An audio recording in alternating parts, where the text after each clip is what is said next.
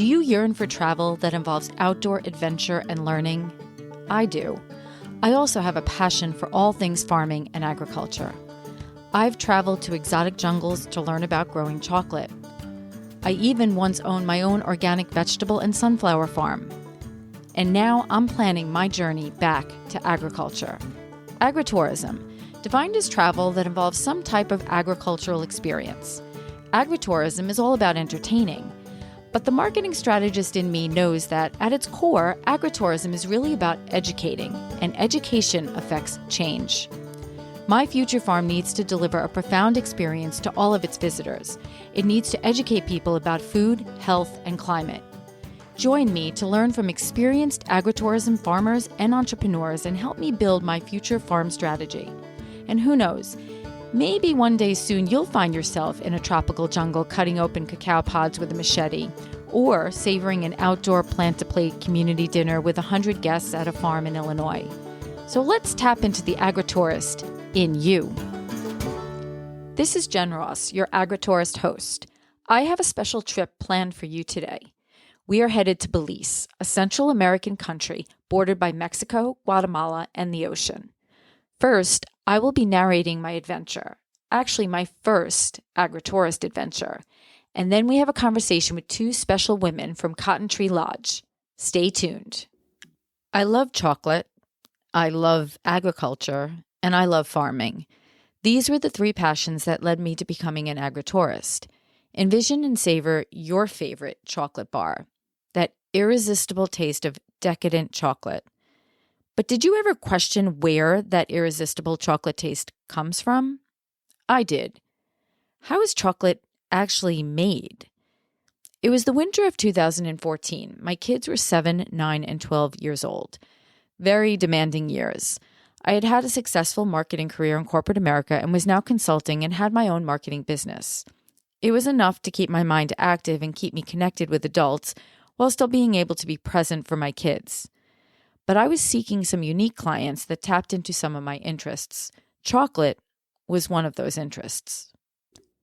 It was January. I was perusing the internet, analyzing different chocolate company websites to learn about trends and uncover some opportunities. Somehow I landed on a page about a February trip to Belize to learn about chocolate. Wow, this was pretty cool. Chocolate, adventure, learning, agriculture, warm tropical weather. Very intriguing. But I needed to get back to reality. I had 3 young kids, work, a household, and 2 dogs to take care of. There was just no way. I left the webpage. I sat there in silence, visualizing this amazing trip and how cool it would be if I could actually make it happen. I quickly returned to the webpage. I wanted to check out the exact dates of the trip. I then went on to our school district website. The trip dates fell on the exact week of the kids' school February winter break. There was a possibility that I could make this work. I called my mom and sister to see if they could help out the same week, and they said yes. I called Andrew to see if he was able to take off part of the week, and he said yes. I looked at the flights and found one round-trip direct flight. So I just booked the flight, and then I booked the chocolate adventure in Belize. I was heading to Belize by myself in 3 weeks. I never really traveled by myself, especially to a foreign country, to a resort in a tropical jungle. I was really doing this. I live in Long Island, New York, approximately an hour east of Manhattan. My flight was out of Newark Airport in New Jersey to the west of Manhattan. Not a close trip from my home. The night before the trip, a blizzard was forecasted. And it wasn't just a small snowstorm, it was a full-blown blizzard. I woke up extra early, like 2 a.m., and got in my car. The meteorologists were right this time. It was a complete whiteout. I ended up following a snowplow almost the entire way on the Long Island Expressway and somehow made it to Newark Airport in time for my flight to Belize. I had to leave a day earlier than everyone else who was attending the trip. They were mostly from California. The flights to Belize were not regular, and this was the only direct flight that week. When landing in Belize, I had to take 2 small puddle jumpers that would take off and land in what looked like someone's backyard. Then I got into a vehicle for a 3-hour bumpy drive to our final resort destination, the Cotton Tree Lodge in Punta Gorda, Belize. in the middle of a jungle.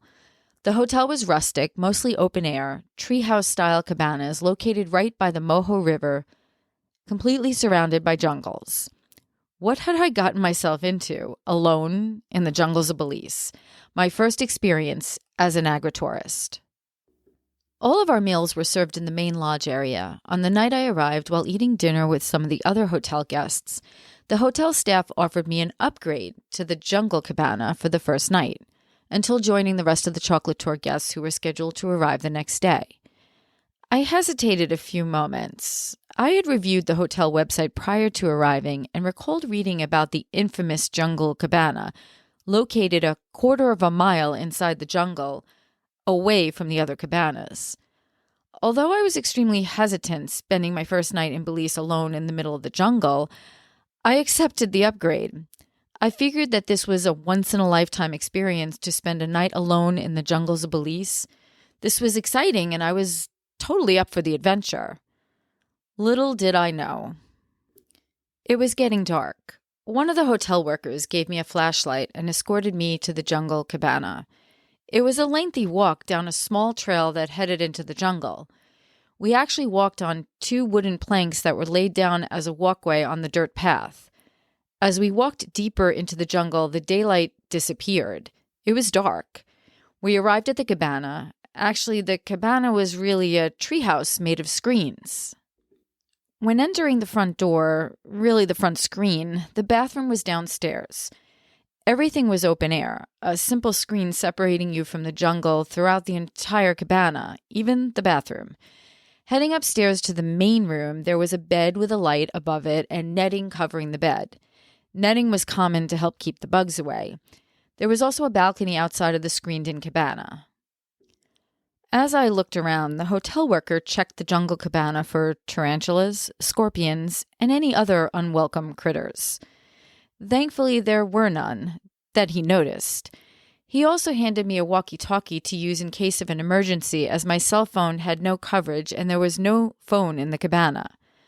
I should have asked what he meant by an emergency, but I just stood there taking it all in. The hotel worker abruptly left. I was all alone, in the dark, with a walkie-talkie, inside a treehouse made out of screens, ready to spend my very first night in Belize in the middle of a tropical jungle. It was all good. I washed up quickly in the bathroom downstairs. It was strange being in the bathroom with a screen as the wall. My eyes were scanning the floor and walls for any critters. The whole tarantula and scorpion thing was pretty unnerving. I headed upstairs hoping that I would not have to go to the bathroom for the rest of the evening. I organized the bed and ensured that I had brought everything I needed to the bed, inside the netting, including my walkie-talkie, water, book, and a flashlight. I left the light above the bed on and began to read my book.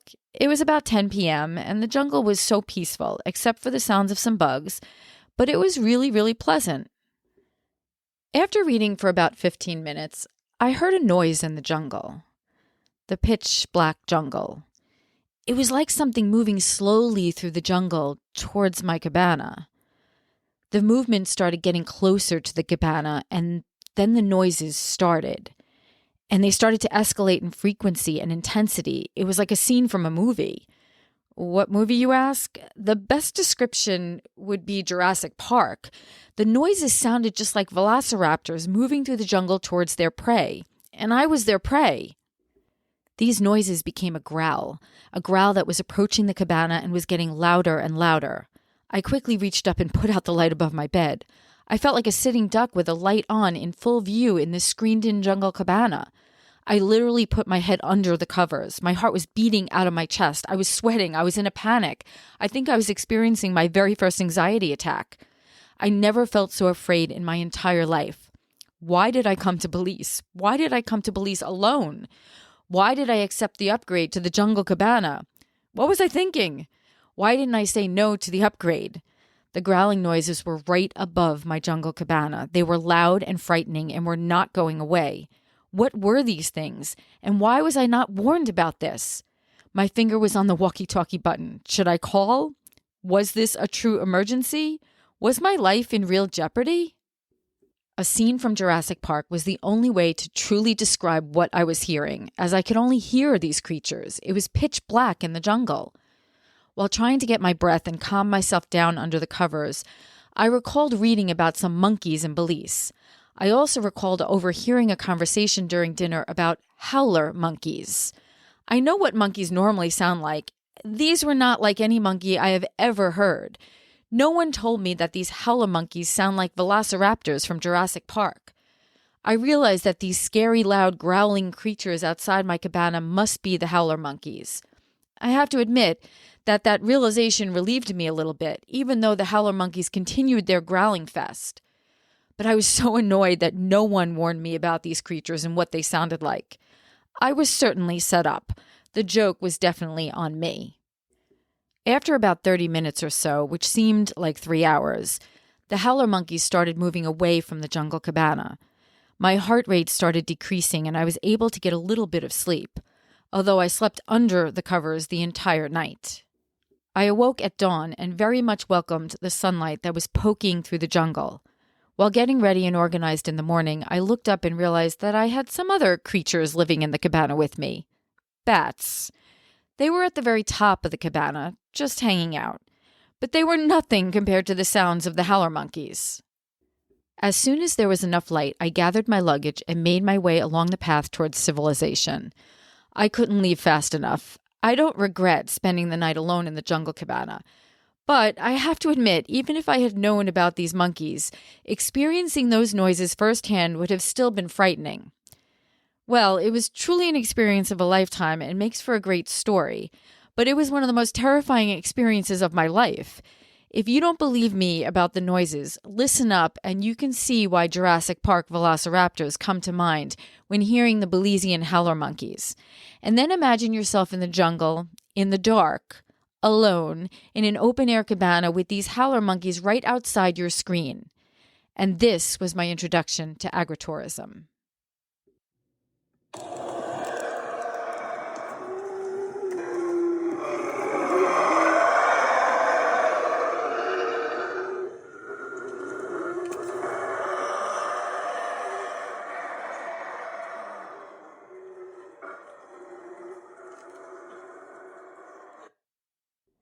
So what would you do if you heard those sounds?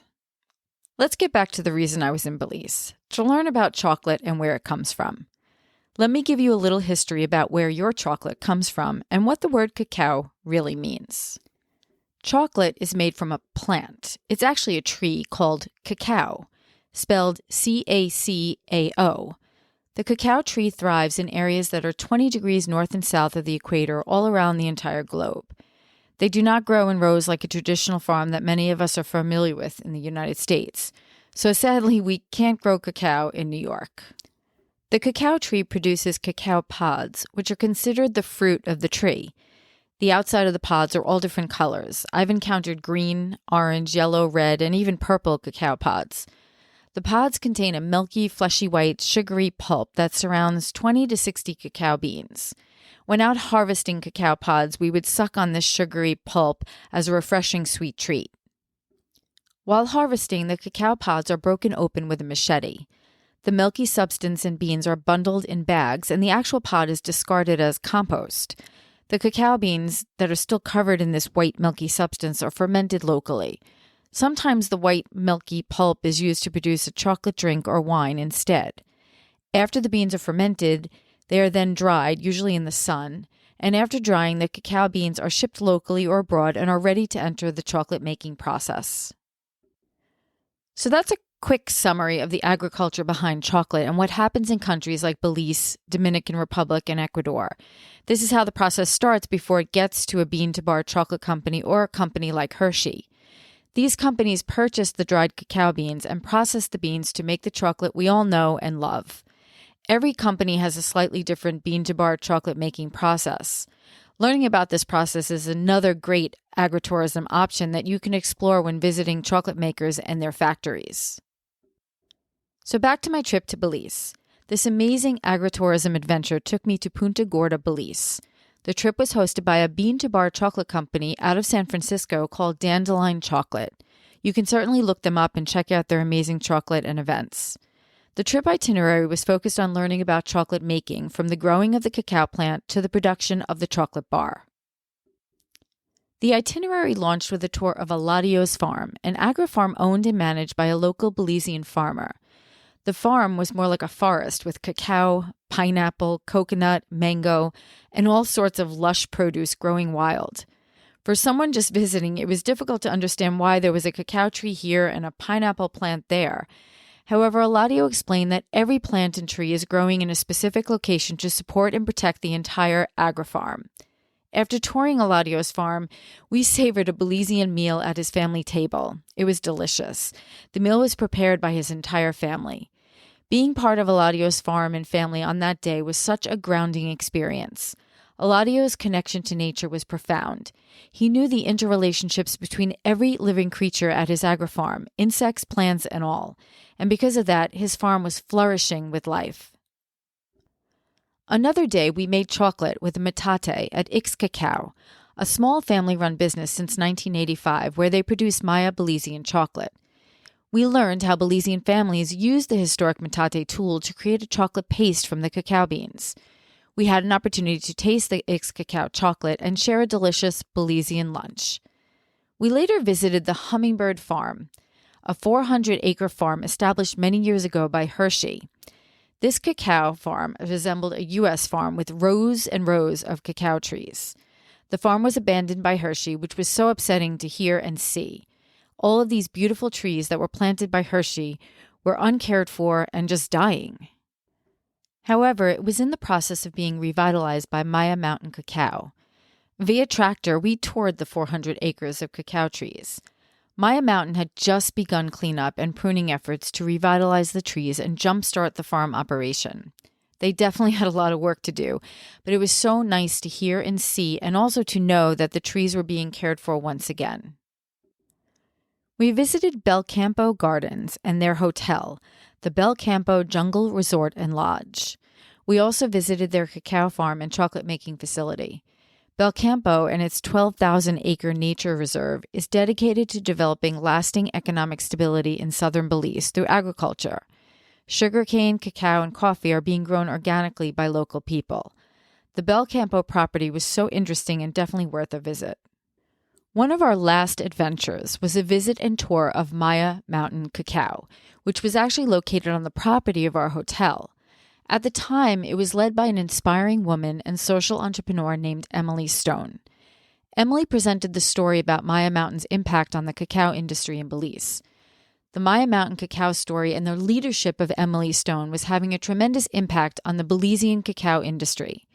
Here is a quick story about how Maya Mountain came to be. This excerpt that I'm about to read was taken from the Uncommon Cocoa Group brochure. Alex Whitmore and Jeff Penza, two chocolate makers from the United States, visited Belize in 2010 in search of cacao.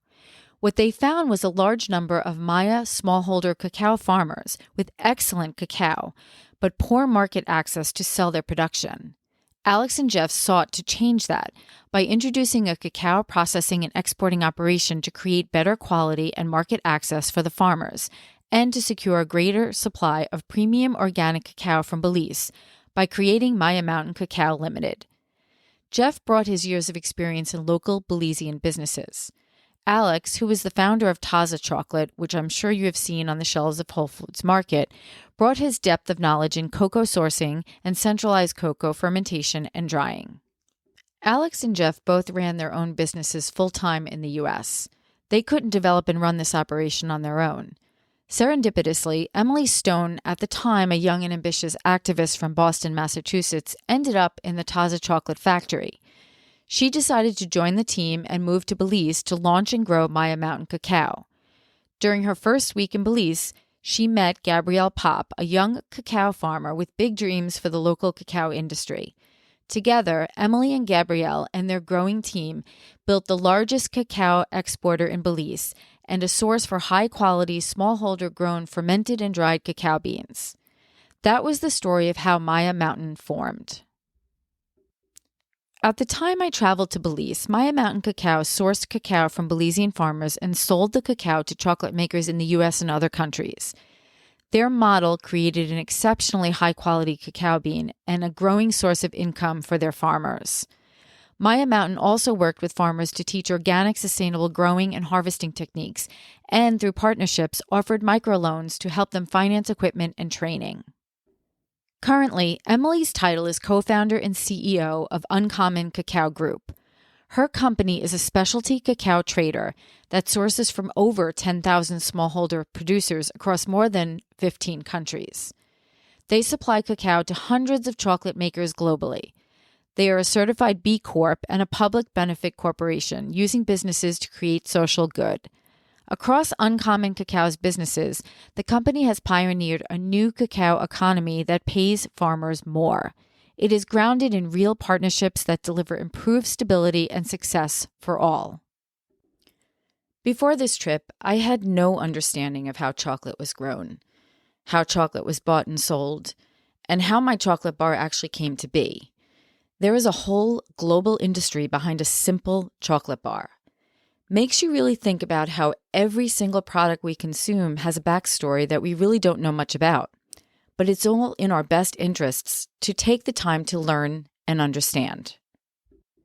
My chocolate experience in Belize was filled with tons of inspirational people, places, agriculture, food, and education. For me, and I'm sure for many agri-tourists out there, these experiences are life-changing, life-enhancing, and do exactly what they are meant to do. They force us to think differently, do things differently, apply our learnings, and talk about our profound experiences when we return to our family homes and normal routines. You don't need to travel outside of your own country to have these types of experiences. They can be had anywhere. Just reach out and connect with a local farmer. You will be filled with a ton of inspiration and so much knowledge. Now we get to meet two special women from Cotton Tree Lodge, Valerie and Evelyn. Valerie, who's now the general manager, was actually at the front desk when I came in 2014. Enjoy my conversation with Valerie and Evelyn. So I have Valerie and Evelyn on the phone? Yes. Okay. So why don't you each introduce yourselves? I would just love to hear about your names and what position you hold at Cotton Tree Lodge. Okay, I'll go first. As you know, my name is Valerie Chavarria. I am 41 years old, and I've been working with Cotton Tree Lodge for 13 and a half years, and I'm the general manager here. Excellent. What did you start as, Valerie? I started working just as a front desk, and then I moved up to front desk supervisor and then manager. Excellent. And Evelyn, what do you do? Hi, Jen. My name is Evelyn Nerio. I am the assistant to Valerie. I started here working 2 years and a half now. Here at the front desk, dealing with the guests and operations and learning, because it was a whole new environment for me and a whole new system. But it's been pretty good. Excellent. And enjoying it, learning from everyone here. Excellent. And just so you guys know, let's just have a conversation. I just really want to get to know a little bit about what's going on at Cotton Tree Lodge. As Valerie, as I explained to you, I was there in, 2014, I believe. I think that's the date I gave you. Now I'm testing my memory. And had an amazing experience. I was there. Dandelion Chocolate did a tour, and most of the people on the tour were from California, and I came in from New York. And so I was there a day earlier than everyone. So I had an extra experience, which we'll talk about soon. But I really enjoyed my stay there. I thought it was such a unique experience. It was actually the first time I had traveled alone. I've traveled a lot, but I've never traveled alone. So I came down there alone. I got all the way to your lodge alone. And then I was there the first night, technically alone. So that was definitely an experience.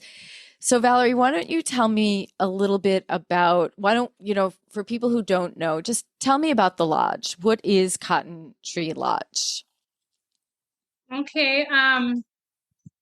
For the people that will be viewing this video, so about Cotton Tree Lodge, we're located in the southernmost part of Belize, which is in the Toledo district.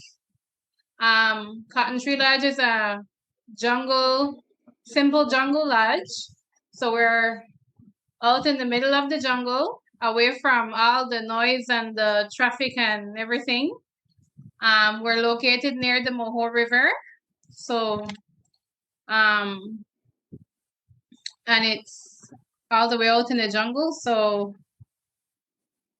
you'll hear a lot of wildlife, howler monkeys, birds. You'll see plenty of iguanas, and the lodge has 10 cabanas that are traditional thatch roofs, and we also have 5 hotel-style rooms, which we call the Garden Vista, which are more concrete buildings.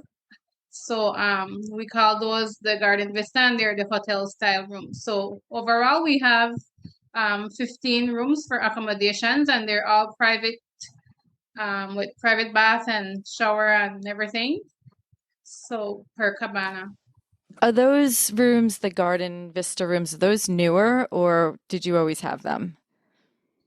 I don't think the Garden Vista was there when you came I the don't first think so time. either. I don't recall seeing those.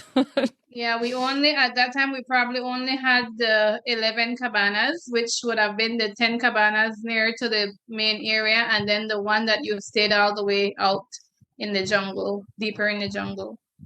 But the Garden Vistas are definitely a few years old, but it was built after you were here. And Right. those are the hotel style, which is one building, and we have 3 floors. Okay. So there's been a few different owners, correct, since I've been there. Yes. Like probably 3 different owners, but I think since I've Yes. been there. So I know, so things have evolved. So why don't you just tell me about, like, obviously when I was there, it obviously it was similar. But how have you seen things evolved over time with the resort and even with the guests that are coming? Yes, we do have different owners to start with. Originally the owners that started this building was Christopher Crowell and Jeffrey Pizzina. And that started back in 2006 when the lodge first opened. Did they build it, or was it Yes. okay, so they actually built it. Okay. Yes, so prior to the lodge built, it was just farmland used by the previous owners. And Chris found the property, and Cotton Tree opened its doors in 2006. And then in 2019, the ownership changed to the second owners. There were Adam and Casey Van Tassel from Minnesota. And thereafter, in 2021, going on 3 years, we have the new owners who are the ones now. And that's Andrew and Carrie Davis, and they're from Arkansas. Oh, wow. Yeah. But they're all amazing. Very nice people.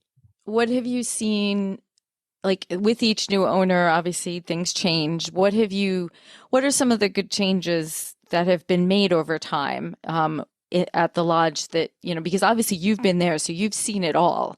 What was exciting about each new owner? What did each owner bring to the table as far as something unique for people like me who visit? It's kind of hard because they have they want to keep the original vision that Chris and Jeff had started. So they pretty much continue from what was already in place. we didn't really do in infrastructure. Nothing really new happened. We're we're just following. They're just following from what have started originally. Okay. So tell me about the experience. Obviously, I tell my personal experience, but if someone's visiting, you know, there are people out there that might have an interest in coming. So, you know, where you stay, obviously, on the property is, you know, how you stay on the property is unique. How you eat is unique.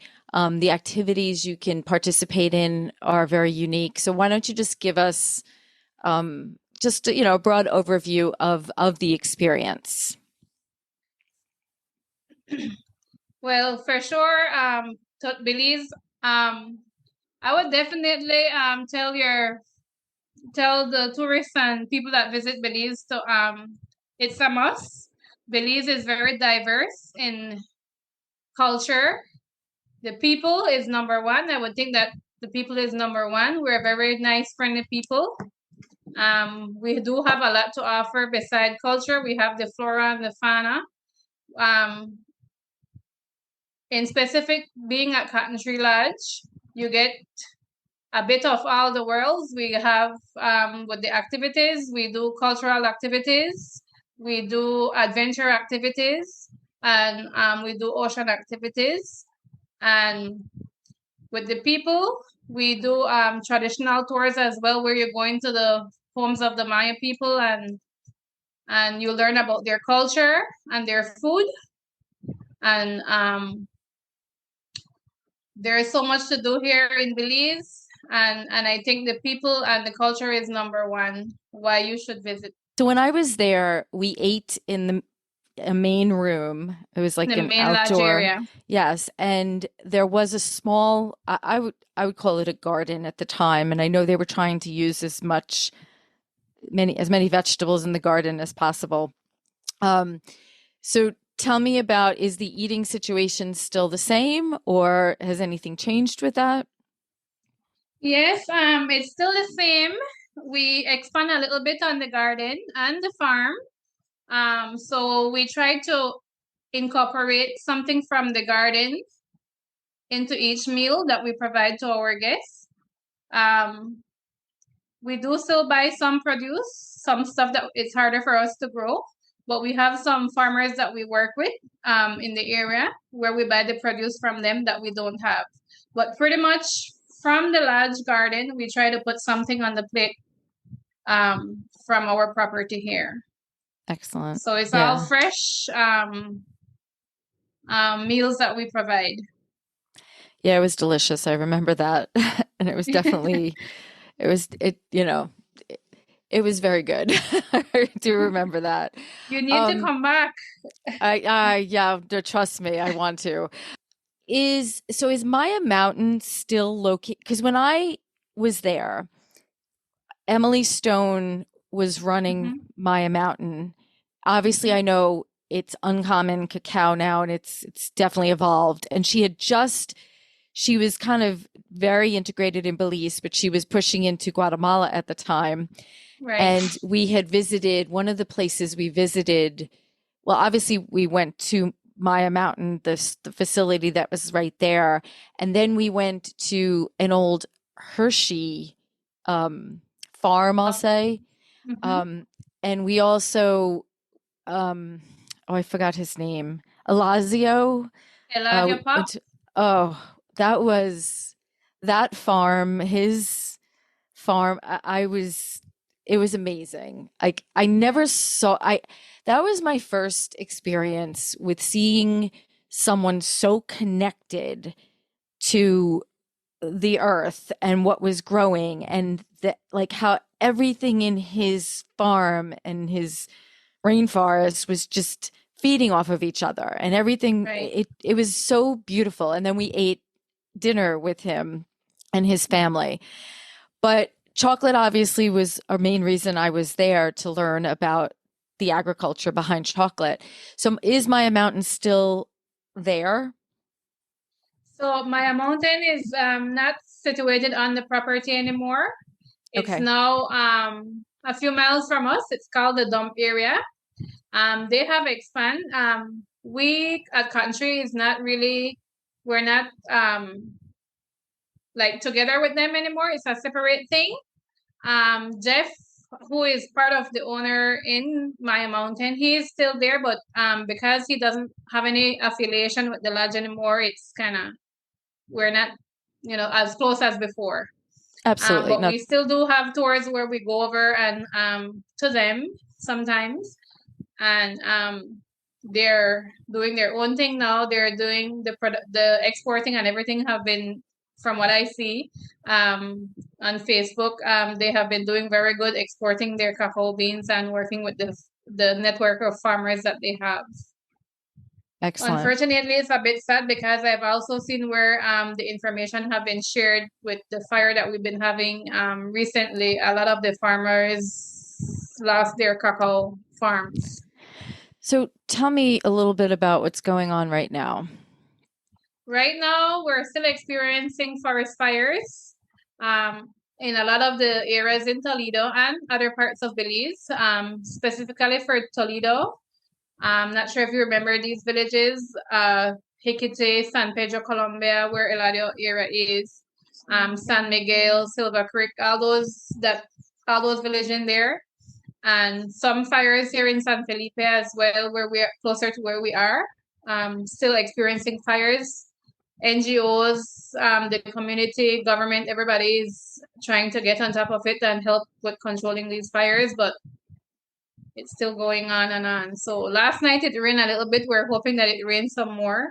I think that's the only way we'll be able to control it fully. Is this the first year this has happened? This is the first time I've seen it so bad. We had experienced fires before and a couple farms here and there would get burned, but this is so bad because it's not only farm, it's the protected areas. So animals are been lost, homes have been lost. It's very bad.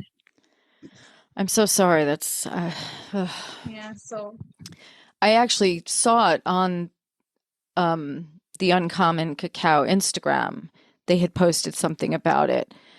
So that's how I found out through Emily's Instagram, and I was so shocked. I guess I did. Yes. You think rainforests. You don't think fire. We obviously had all the Canadian fires north of us, and you wouldn't think we would be impacted, but there was like so much ash in the air that it was like covering the sun every day. It was intense. It's definitely a sign of the times and the changing times. So are there any? All right. Well, first, okay. So I have to ask the Jungle Cabana. I tell my story. So as part of this podcast, I do tell my story about my stay at the Jungle Cabana. And I will say that when I got down there, I traveled for, a while to get down there, and I was a day early, and we're sitting at this, the table eating, and I don't know who offered me, and obviously you were there. So someone said, "Oh, would you like to be upgraded to the Jungle Cabana?" Now, I didn't know anything about any monkeys, okay? And so I'm like, okay, I'm alone. This is a once in a lifetime experience. Of course I'll take the upgrade. Yeah, you're laughing. And so after dinner, one of the gentlemen walked me out to the Jungle Cabana. The jungle, Oh, with my luggage, and he gave me a walkie-talkie. I remember that. That's how it works. And I will never forget sitting in that bed with the light above me, and all of a sudden hearing something. It was pitch black, and hearing something moving towards the cabana, and I had no clue what it was. And then it started growling. Again, howler monkey. I had never heard a howler monkey. I'm thinking, I guess you'll definitely freak out. Oh, I never was so frightened. It was probably the most frightening time of my life thus far. And hopefully that is it. But but the thing is, then all of a sudden, as they were perched over the Jungle Cabana, there was something I recalled overhearing during dinner of someone talking about howler monkeys. And it stayed with me. And then I remembered seeing something on probably one of the websites. And then I'm like, oh, these must be it. But I was literally ready to call on that walkie-talkie. But I was like, I didn't know, is this an emergency? Like, I didn't know what to do. So I was like, oh, so it was a once in a lifetime experience. It's something I always talk about. I love telling the story because it's one of those stories that's just people love to hear. So you don't have the Jungle Cabana anymore, or you still do? No, we don't. What happened? We don't. What happened is that cabana wasn't as popular as the other ones that are right in front of the river. And due to the it's in the canopy of the jungle, the jungle is like right over it. And maintenance wise and termites and that sort of thing, it was kind of hard. So, and because it wasn't popular, we decided to get rid of it. Oh, that's a shame. I would think that people, again, I really didn't know about it going into it, but I would think that's an amazing experience, being in the jungle like that. So I would have thought that would have been more popular. They had some people that had come repeated guests and have stayed there and want that one, but it wasn't, like I said, it wasn't as popular. It was very minimal people wanting that cabin. So yeah. Oh well. And then we had the bats because the bats in outside, and you're very close to where a group of the howler monkeys are. So it's exactly your experience, what others would experience, and not everybody is up for that. I didn't really have a choice. And I did see the bats. I saw the bats the next morning. But honestly, I was like, bats, no big deal. After the howler monkeys, it was. But we do still hear the howler monkeys every day, several times a day, sometimes in the night. So you still get that experience of hearing them, just that you're not all the way out there. Oh, I remember even, when we were in the Maine area, I remember when the people from California came and they first heard them. And I'm like, oh, that's nothing. It's just like, ah. But they have such an ominous howl. It's like being in Jurassic Park. That's what a lot of our guests, they say they kind of relate it to Jurassic Park. Yeah. That's how I describe it. It's like velociraptors were coming towards my Jungle Cabana. But okay, well, that's sad that some people can't experience it, but it was a once in a lifetime experience. And I truly enjoyed my experience there. I actually did I took one of the trips in the river as well. We went all the way out to, I guess, the ocean and went snorkeling and stuff like that. It was absolutely amazing. You probably went to the Snake Keys. Probably, yes. Yeah. It was beautiful. What I love about that lodge, your lodge, is that it is, you have that jungle experience, the rainforest experience. But you also have access to the water and, going out on excursions like that. So although you are far removed, there's so many unique experiences. And there is this true connection to, the earth and everything eco-friendly. So I don't know. I thought it was an amazing experience, a real good getaway. Where do a lot of your guests come from as far as countries? The US, for sure. That's majority of our guests come from, and now we're starting to get guests from Europe and Canada as well. Okay. And where do they find out about you mostly? Travel agents and our website, and also we work with an organization that is Safari Club. It's a Safari International, and the owners of the lodge, along with that company, they do trade shows, and that's where they go and try to get people. Excellent. Okay. And then Evelyn have been working since she came on the social media part of it, so Facebook and Instagram, and that does help because we do get some bookings from there as well. Excellent. So since she joined us, she have been updating those social media with pictures that are things that are happening at the moment and stuff like that. Excellent. Yep. Excellent. Yeah, I connected to you guys. So are there any plans for the future at Cotton Tree Lodge? Any changes? Anything new that you guys are adding? Anything to look forward to? Right at this moment, with my discussions with the owners, we're not planning on expanding in infrastructure wise. We're just trying to see where we could market more so we could get more customers. So we're trying to work on that, and we have started a new booking system, and hopefully that helps. And pretty much continue from where we are, and just trying to get more clients in here. And as far as seasons go, are there certain seasons that are better? I mean, I know there's a rainy season. I remember them coming up soon.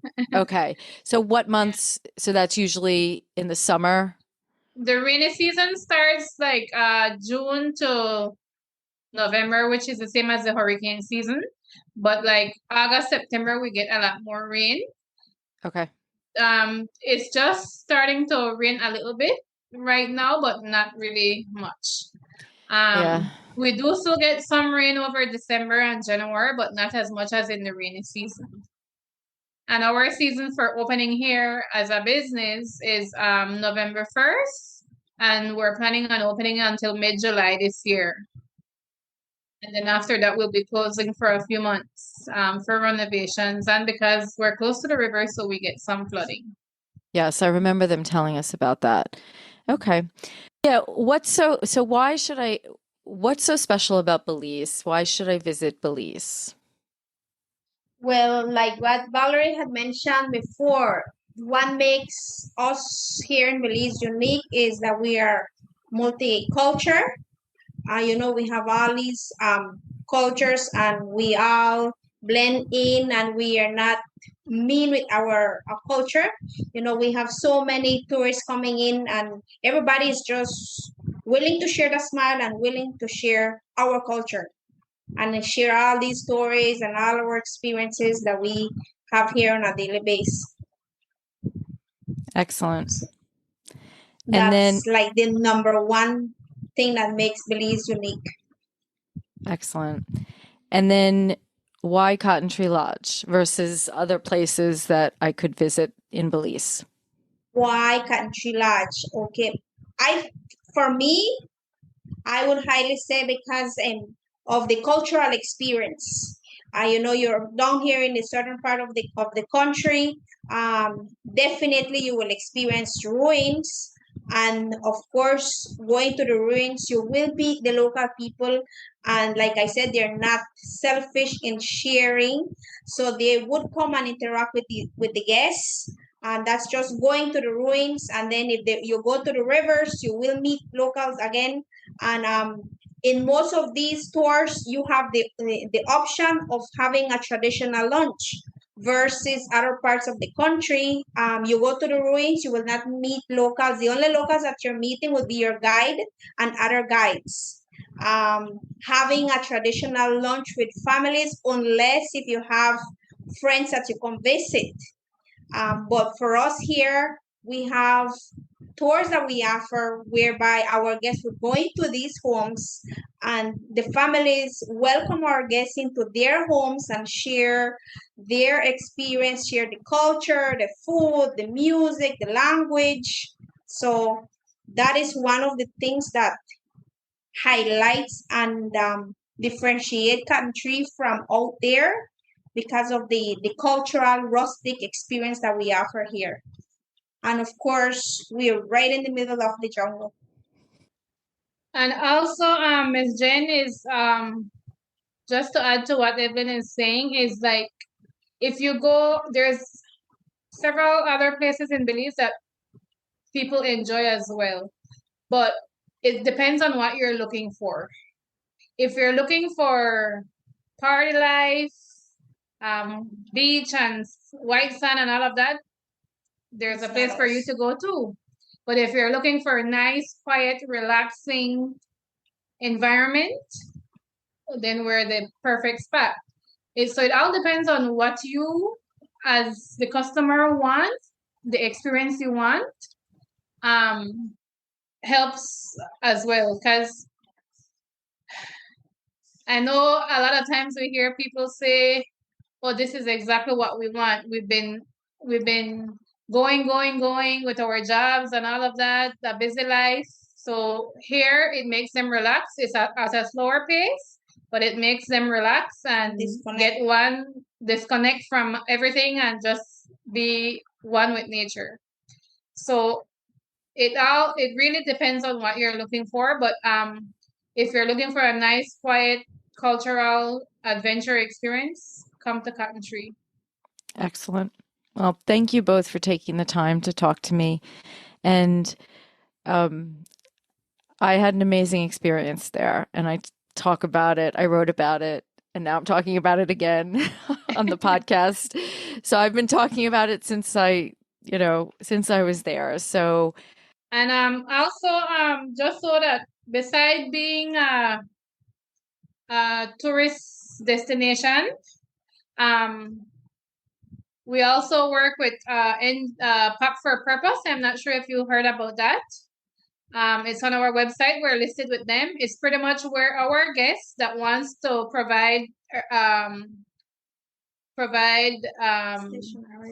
school supplies or anything that they would want to help the local people here, they can bring when they come, and then we distribute it to the schools and the kids in the schools. We also have done recently some humanitarian services where our guests from Canada. It was a group that came from Canada, and they in 2021 we built a with collaboration from Cotton Tree Lodge and their funding. We have built a clinic in San Felipe Village, which is one of the village near us. And then just a few months ago, we have done a cafeteria in Santa Ana Village. So the communities benefit from that, and the plan there is to have a feeding program going in Santa Ana for the students in the school. That's terrific. So besides just providing jobs, Cotton Tree provide jobs for the local in the area and have a fully operational hotel, restaurant, bar, and everything. We do humanitarian service to help with the communities as well. Excellent. So there are many reasons to come and visit, depending on what you're looking for, but you serve many of those reasons. So that's terrific. Well, thank you, ladies. It's been a pleasure. You're welcome. Thank you too, and have a good day. Bye. Take care. Bye-bye. I hope our Agri-Tourist podcast prompts you to think more about where your food comes from, whether it be your vegetables, fruits, meats, and even those sweet treats. Don't forget to subscribe and share this podcast with someone you think may truly benefit from or be inspired by it. Visit us at agri-tourist.com. Until next time.